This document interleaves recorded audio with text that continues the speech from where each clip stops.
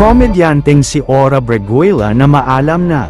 Nag-post na sa social media ang komedyanteng si Ora Breguela matapos itong isugod sa hospital. Ayon sa kanyang post, isinugod ni Ora Breguela ang kanyang sarili sa hospital matapos makaranas ng matinding sakit sa tiyan at tuloy-tuloy na pagsusuka. Ayon pa dito, nagising na lang daw siya dahil sa sobrang sakit ng kanyang tiyan. Mag-isa lang daw ito sa kanyang kondo matapos itong may sugod sa ospital at ang lumabas na resulta ay acute gastroenteritis with mild to moderate dehydration. Marami namang nalungkot sa nangyari sa nasabing komedyante dahil sa pagkakasugod nito.